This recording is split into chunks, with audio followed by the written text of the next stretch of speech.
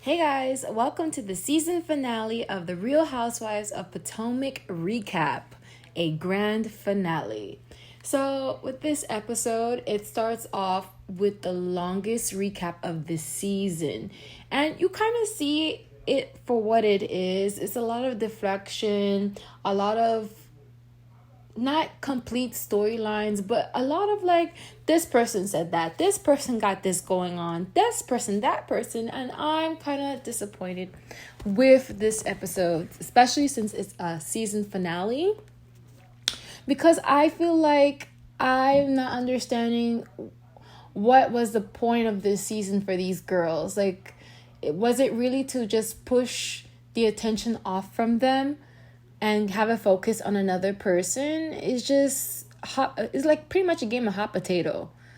And so finally, after like 8 minutes, 10 minutes getting into the episode, we start off with a scene with Ashley and her sweet baby.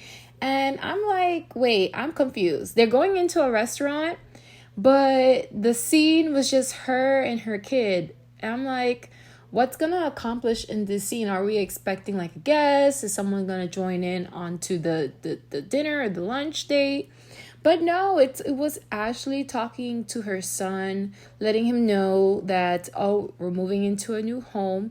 And the son, he didn't want to be there. I wouldn't want to be there either. Like, all these cameras in my face and I'm trying to eat a meal. I don't even want to be in this restaurant.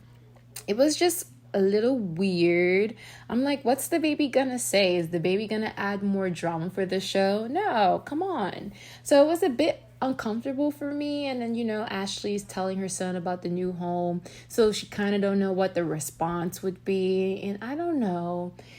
I feel like there should be some lines drawn for when it comes to filming kids, because I don't know, what did the kid have wanted to be in this scene? If asked, they probably know. I mean, we're just watching and we're seeing, but it was just so weird to just have a whole scene dedicated just to Ashley and her son. So pretty much Ashley gets a FaceTime with her mom. Her mom could have come to the lunch date. I feel like this scene needed another grown person into the scene, because Ashley's just talking to the waiter as if that's one of her girlfriends, and I'm like, no. So Ashley's FaceTime her mom, and pretty much they discuss the whole situation of the divorce. And Ashley, she feels like Dean is like sensing what's going on because he actually clings on to his dad more. And this kind of makes Ashley feels a little guilty, but she does feel like this decision is for the best.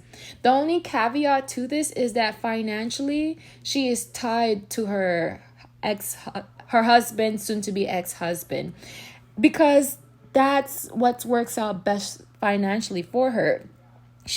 They intend to buy a home together, claiming that it's 50-50, but she makes it clear that it's understood that it's Ashley's property. But that cannot be possible if they're paying 50-50. Like, if you truly want it to be yours, you will say you will take on the financial responsibility, not split it 50-50 and have no kind of clue that the other person doesn't feel that they have a stake into that property when worse comes to worse. I feel like Ashley, I don't know, you give a lot of trust to Michael, so I feel like you need to protect yourself more. Like, maybe get this property, but then see how things go and try to take some money, stash it to the side, and buy another property that's just under you.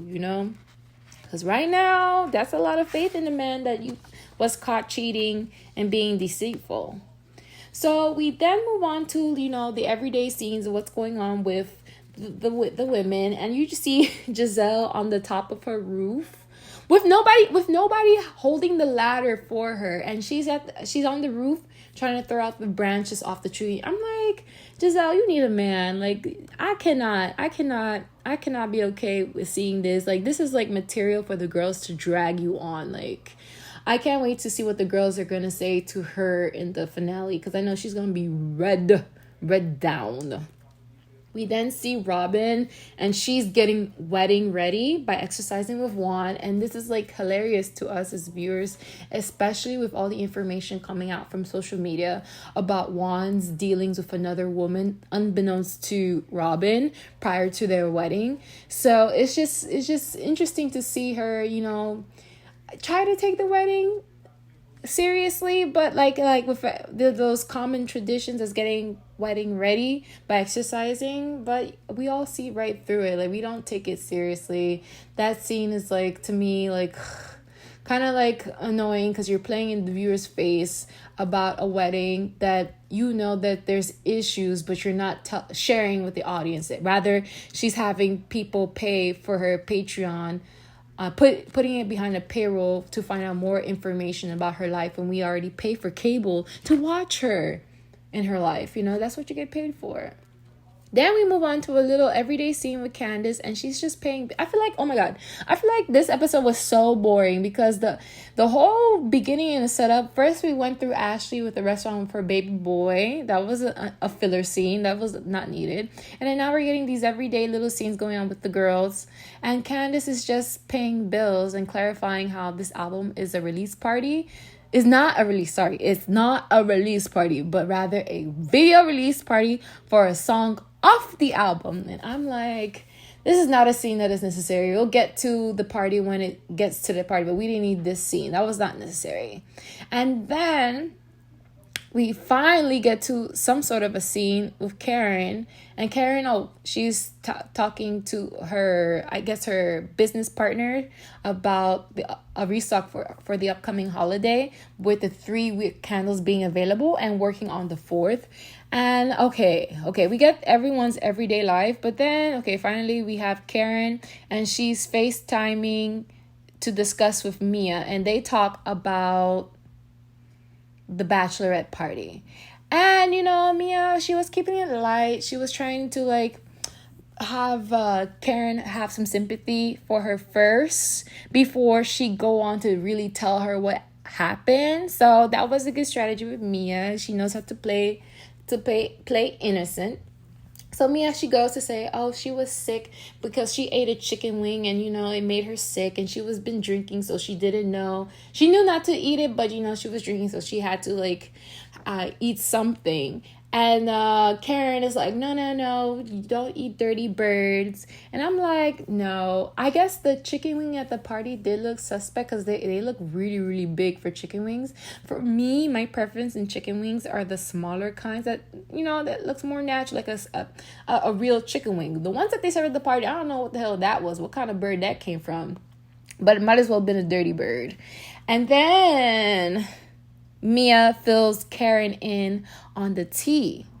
And she pretty much let Miss Karen know that Cherie said to the girls at the table that she will sleep with any man. Mind you, that Karen must be drunk. And that she actually has slept with the bartender when they went out to the club together.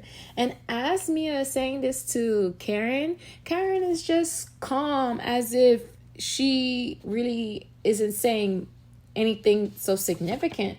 So I'm wondering, how come she doesn't outright deny it, or give a little bit more? Because I'm confused. Is this true? But they do say hit dogs holler, as in saying that if something is true, they scream out more, they project more. So maybe because we're seeing her be so calm, then it's not true. But I would feel a little bit insulted that people are throwing my name with all this rumors and gossip, knowing that this is viewed by millions and millions of viewers, And so what Karen did, instead of outright denying it, she asked Mia if she defended her. And that's when you see Mia feeling bad, because she said to her that she did not defend her, and that, she felt bad. She felt bad, but she didn't feel the need to defend her. And Karen, Karen doesn't care too much, because she says, consider the source. The source is Charisse. She's not gonna worry about what Charisse got to say. Whatever she has to say is obviously is not true. So if it's not true, why are these girls are repeating it? Because they're repeating it as if it was true. And that's interesting, especially for these girls to say we're a group of girlfriends.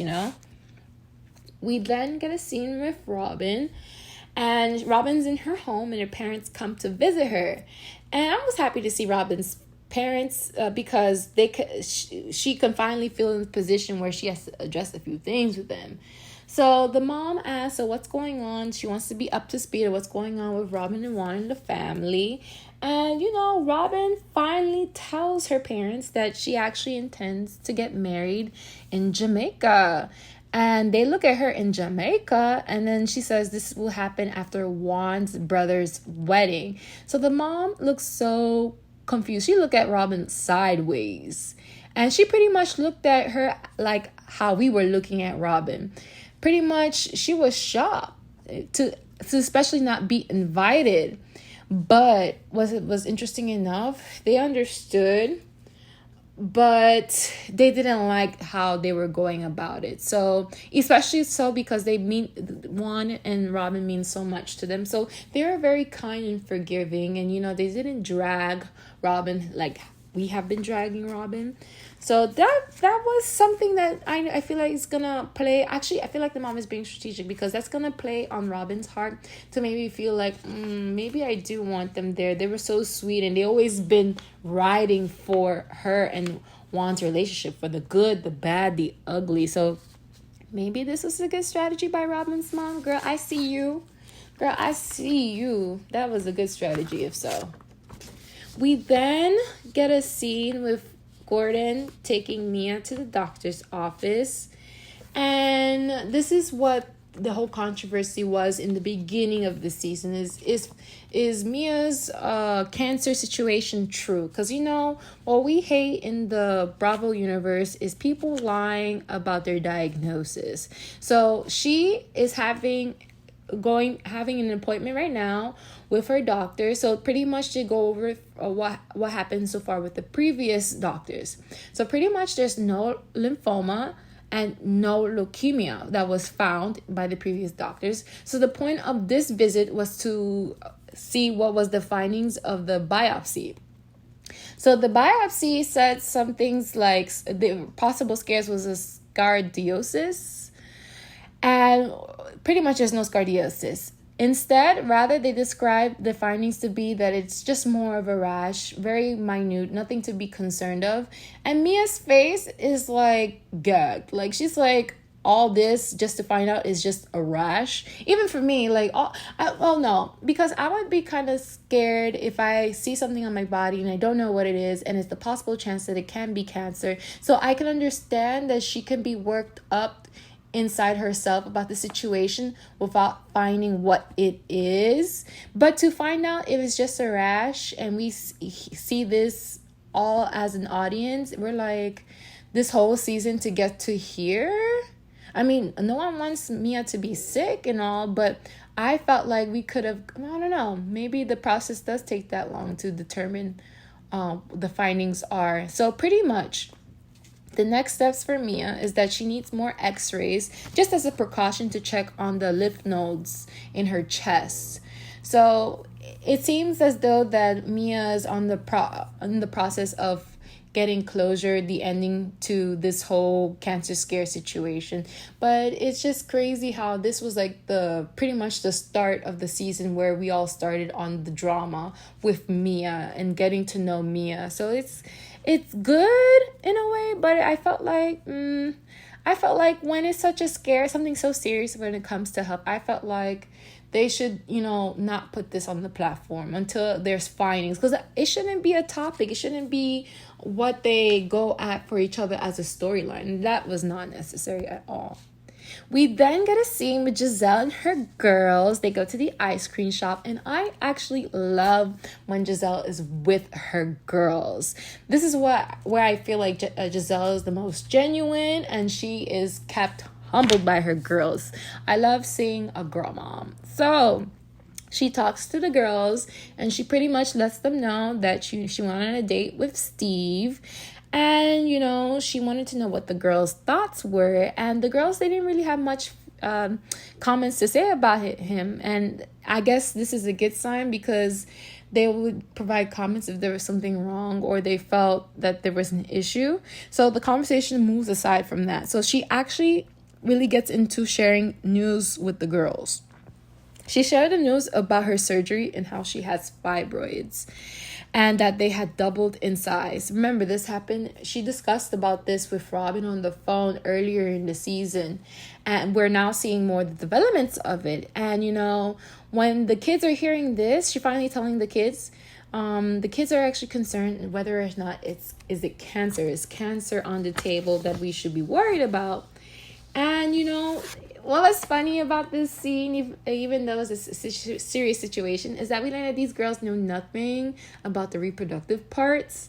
So it was like a sweet, honest moment about something serious. And I felt like that actually made Giselle's heart feel so much better with these girls, because even if she's gonna go through something so traumatic as through going through a major surgery, that she has these girls to cheer her up. And I love that for her. I love that she has these girls to really, really, really be by herself. I just don't know why she's so mean. Like, why do you gotta be so mean? You're around such sweet girls. It's just so confusing. We then get into a scene with Wendy, and she's getting ready for a Candace event.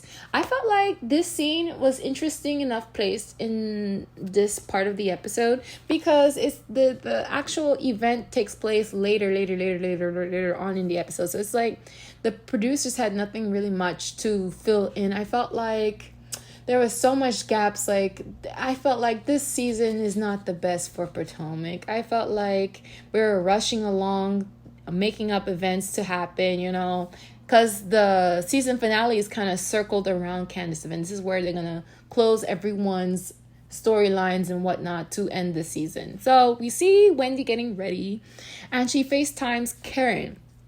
And Karen brings up to speed to what was said about her at the bachelorette party. And she said that what Mia said was really bad, but it's not that it was really bad, but it was the point that she wasn't sticking up for her. And so, Wendy, she's really good. She's really good. And she says a quote from MLK, pretty much saying that the silence of friends hurts the deepest, essentially. And I'm like, that's why you cannot read Wendy. Like, if you come for Wendy, that she would actually take these girls to school. So I felt like this scene could have been developed a little bit more. I felt like I needed a lunch. I'm tired of the FaceTimes. It's like, how many FaceTimes we had already in this episode? We had a FaceTime with Ashley and her mom. We had a FaceTime with Mia and Karen. We have a FaceTime with Wendy and Karen. I feel like they were not recording. Like, what's going on? Like, why are we not recording these people in present time? Why are we doing scenes of people with their baby by themselves? I felt like this could have been a scene. I like when Wendy and Karen, they had lunch together. I want to see that. I don't want to see people doing FaceTime. What the hell is this? What the hell is this? So anyways, we got to see people arriving to Candace event. And, people arriving to the Candace event are confused to what it is, if it is the album release or not. But anyways, Wendy looks beautiful, and she looks great with her husband, Eddie. And then Giselle comes in. And I'm like, girl, what you got on? I felt like this event looked like it started during the day and then ended to the night. I felt like the dress that Giselle had on was more of a night dress than a day dress. So I felt like she had to decide, like, between looks, what was the best look to present. But I felt like, being that she came during the daytime, that it shouldn't have been sequenced. I didn't like that. I didn't like that at all. But she does, when she enters in, this is Candace event. So, wherever Candace is, her man is there. So Giselle briefly says hi to Chris, and she keeps it moving. Chris, I would say he is polite, because even though like he doesn't want he wants to talk to these girls, but he doesn't want to talk to these girls, he's not gonna be outright rude. I feel like you have to come for Chris for him to like respond any kind of wrong way, you know. So he, you know, he stands by how he feels, like he has done nothing wrong, so he's just gonna keep to being his good self, you know, and focus on his wife and making sure her event is not ruined. So everyone is at the party. Candace's family, friends, and apparently some randoms. And Karen walks in, and Charisse is so shady, and she tells Jill, "Oh, look at your friend, she's here." They actually do not say hello, but they all stood apart. Like everyone was so apart in this party. I felt like the event space was so big. So filming wise, it seemed like it was quite a difficulty, because I felt like if one person wanted to talk to another person, they had to walk through like 2 sets of rooms to get to talk to that person. So in this episode, I felt like finally I felt like in this episode there was a whole bunch of hellos, and then like hellos like in this person in that room, that one in that room, hello. But I'm like, okay, let's make the scene happen. Let's go. Let's have something actually happen in this episode. It's the grand finale. Like, what makes it so grand? And, you know, finally, Ashley, she gets the bus moving. And she goes and tell Wendy that, "Oh my God, I haven't seen you in a while, but we were talking about you like you were there, like you were here. Like we were talking as if you were present in front of us." And I'm like, damn, that is so shady. So I'm like, yes, Ashley, let's get this season finale going. And she tells Wendy that Mia said that Wendy wanted Mia's cookie. And I'm like, oh my god. And I'm like, fine, we're gonna get some action. Let's have this addressed. And you know, Wendy's a straight shooter. She confronts Mia and gets the record straight. Like, she set the record straight. And Mia's like, no. And Mia wanted, and she clarifies. And Wendy clarifies, no, Mia wanted to eat my box. And Mia's face tells it all completely. That's why I love Wendy. But damn, Mia, she just cracked that easy. At least deny, give us some action, something.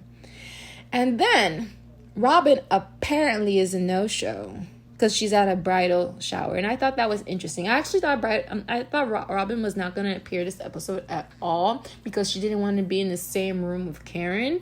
But, you know, I thought that was interesting that Giselle let us know this information. I didn't know she was going to show up at all, but she does end up showing up later, actually coming from the bridal party. So I was like, damn. So we're celebrating Candace, and she announced to everyone how proud she is to be here today, and that the people that brought her here and brought her vision alive, you know. And she has the sweetest moment with her man.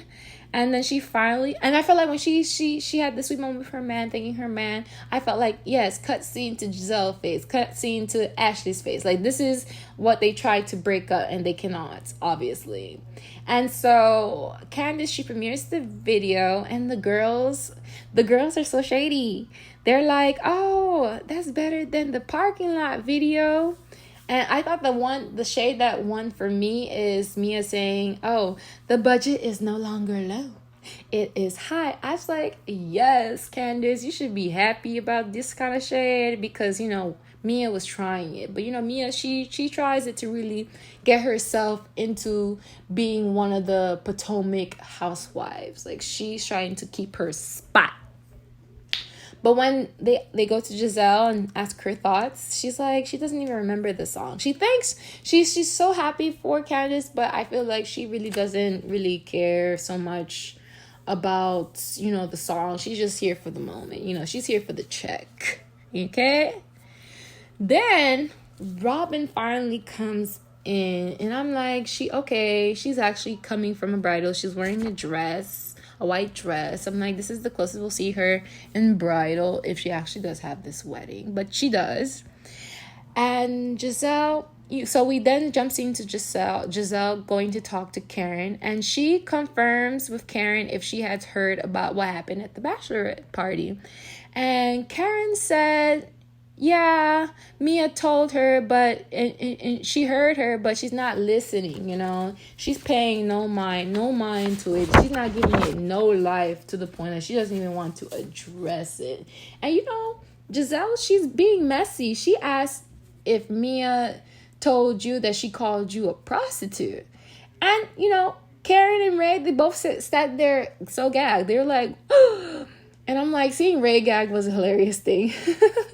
But Giselle, the producer, said to ask Mia about that. I'm like, look at Giselle being the producer. So Karen, she tells Ray to excuse himself because he doesn't need to take this situation seriously. This is some nonsense. So she's not going to have her husband stand there to even entertain this, you know? And Ray, he has the most confused face. But he goes. He's like, yeah, I'm going to go. And he goes with the guys. And so Giselle, she calls over Mia and asks Mia to tell Karen that you called her a prostitute. And Mia was like, no. Mia, every time they always catch it, no. She said she was just asking questions, which I will give it to Mia. This is the one time she was telling the truth and Giselle was being messy. And, you know, Karen, all she has to say that she has never sold anything, that she's an upstanding woman in the community, okay? So don't come with her with these lies and allegations. And, you know, Ashley, she wants to get her moment too.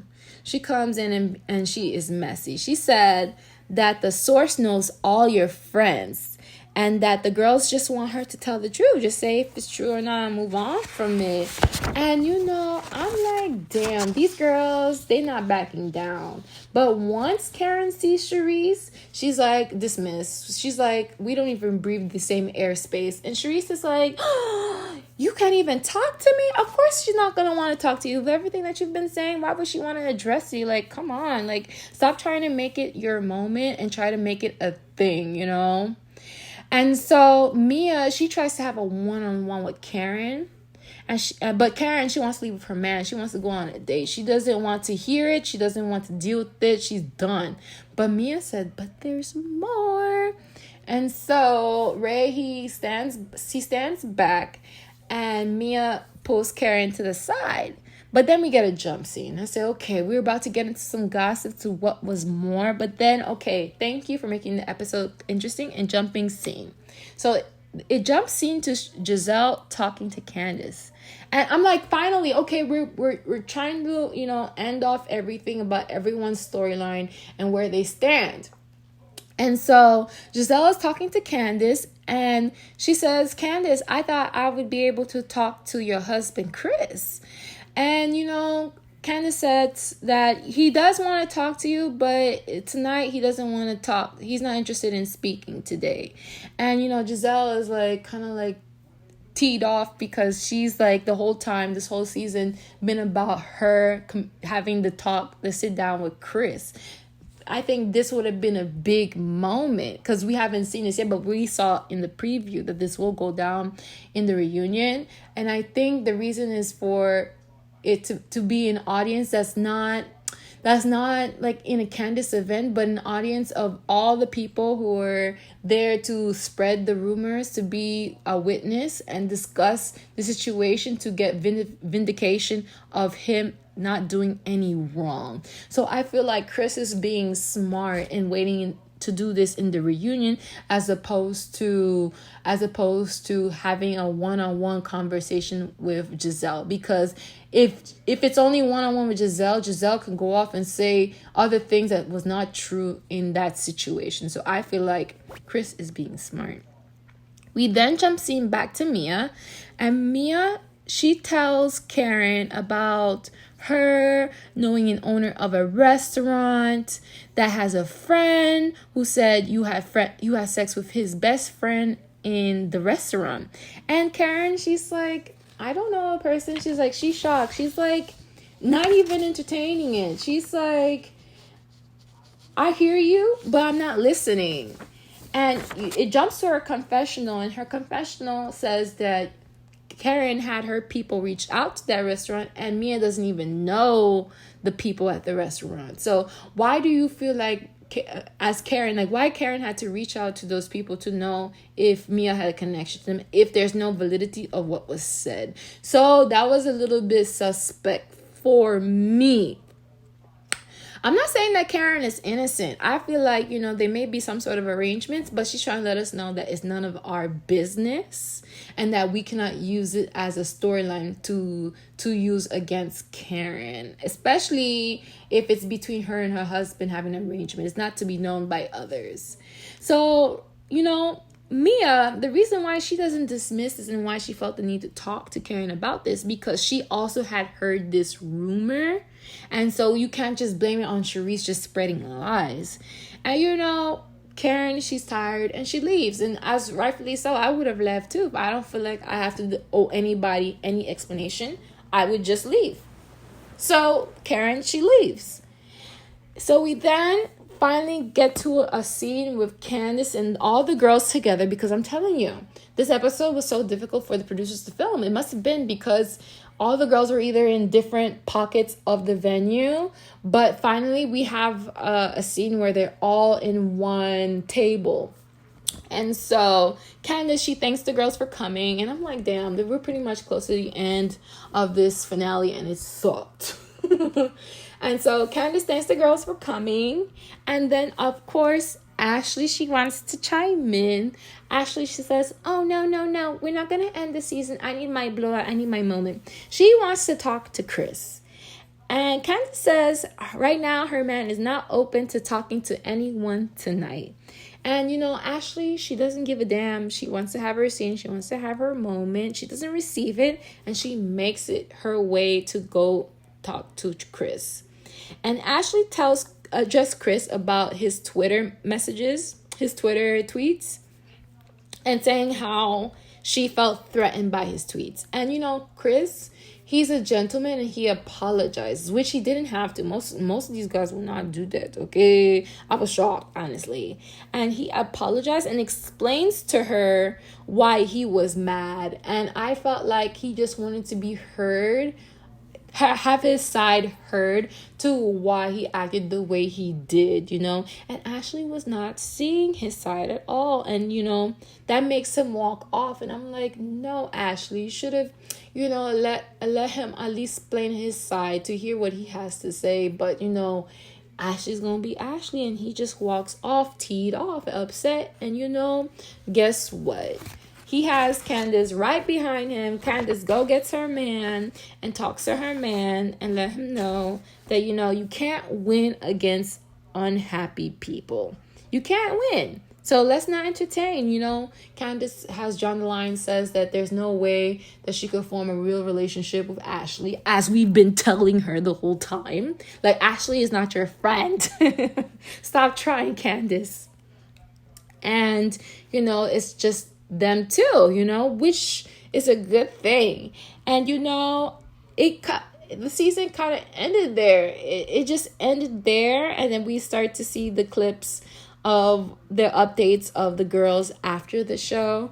And so I was a little bit let down, like, okay, we addressed Mia's cancer situation.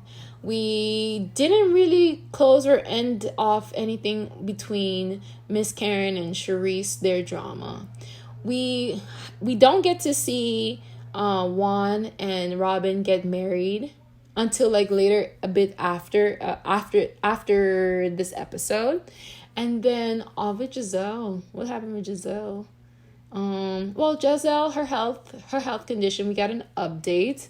And then for Ashley, we hear the struggles of her finding new property, new home for her, following up with the divorce, her impending divorce with Chris. And with Candace, at least with Candace, she's been working on her music this whole season. But aside from that, we didn't get too much personal. We got a lot of business, professional stuff, like what's going on with her business. But I was so happy to actually see her mom in this final episode. So I felt like we only tapped in superficially on all the women. The only depthness that we had is that, about people's health. But do we really want to talk about people's health as a part of a reality TV show? It's real, but it's also very dangerous because you don't want to spread misinformation.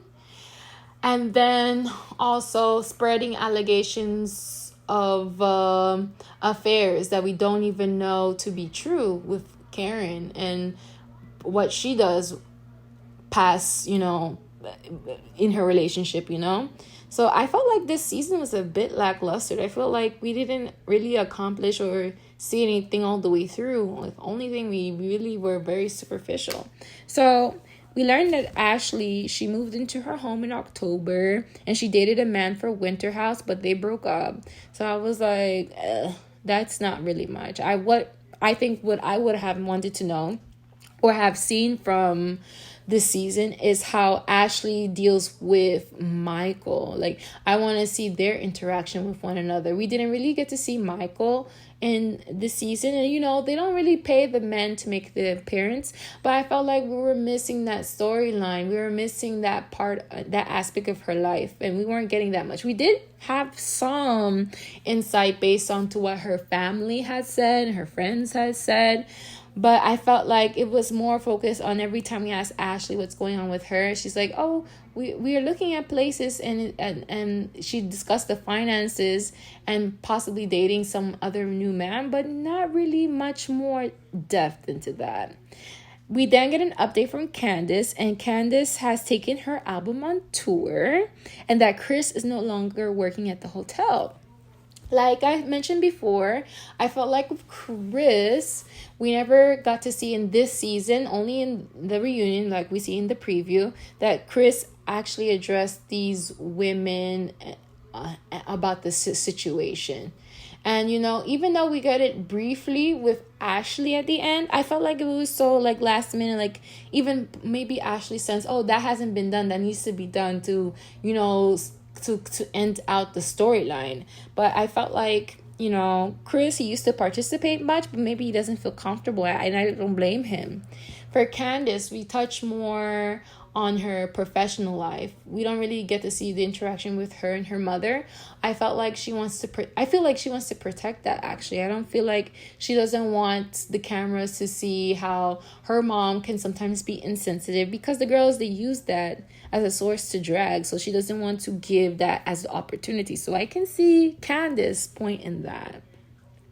We then get an insight on Karen. So, Karen, since she left the event, the party, they put Karen as a flower, as a placeholder for her, and I'm like, I felt like the end. Okay, what I like to see in the Housewives is that if the ending is so dramatic, if there's a big walk off, let it be so dramatic that then we get to see a placeholder. But I felt like the ending for Karen, her walk off, was not as dramatic, that it was really lackluster. I didn't enjoy it. So all we got as an update from her is that she's touring her evening with the Grande, and that Ray is her number one fan. And we all knew this. We saw her do her tour and everything. We all have seen this.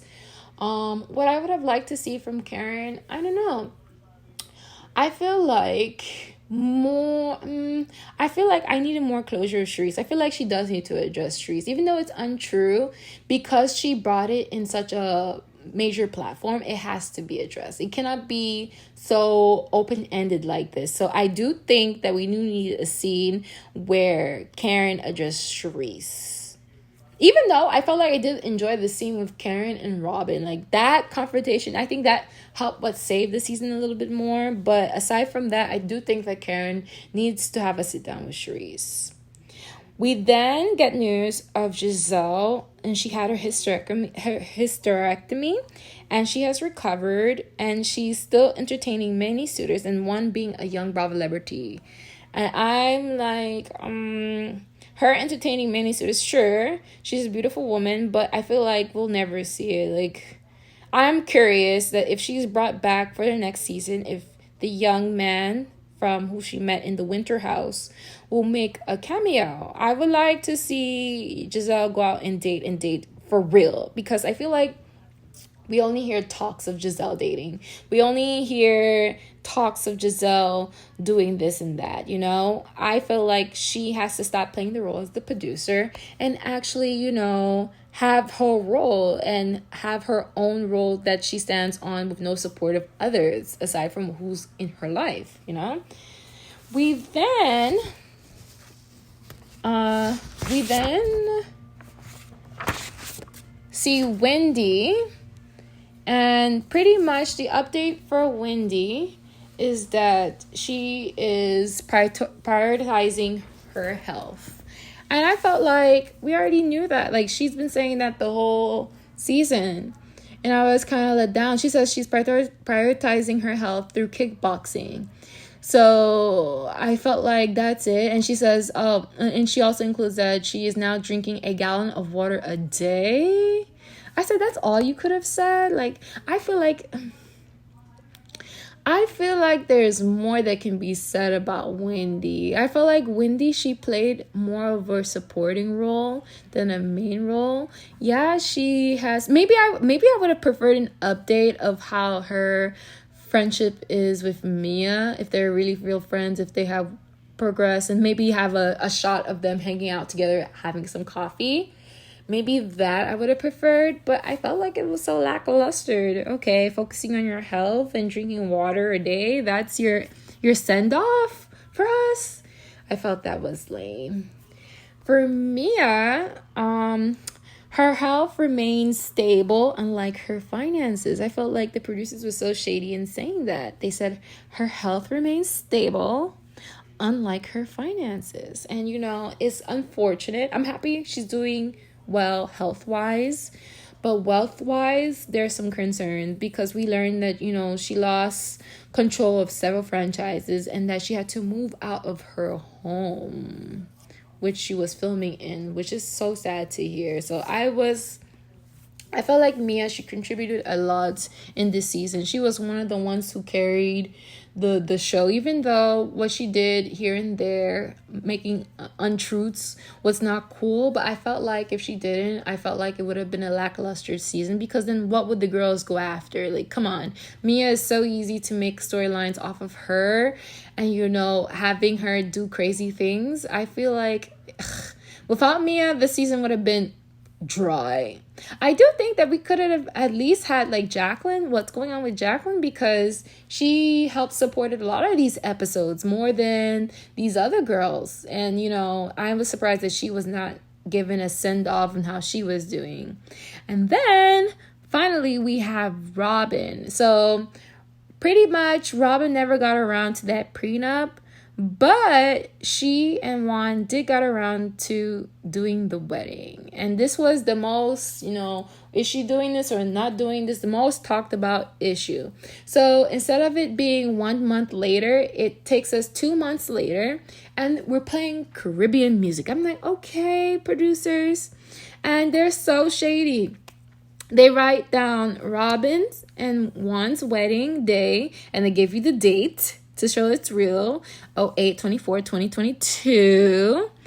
And I thought it would have been in some place tropical, but it ended up being actually in Maryland. I felt like she kind of manifested that, because she did say she wanted to do it in Jamaica, but she also had thoughts of maybe also doing it in Maryland. So that was not like a last minute thought. This was like she already had that in mind that she wanted to do it in Maryland, but she thought it would be easy in doing it Jamaica. So apparently when they were in Jamaica for Juan's brother's wedding, the next day, it didn't feel right to them to have the ceremony there in Jamaica.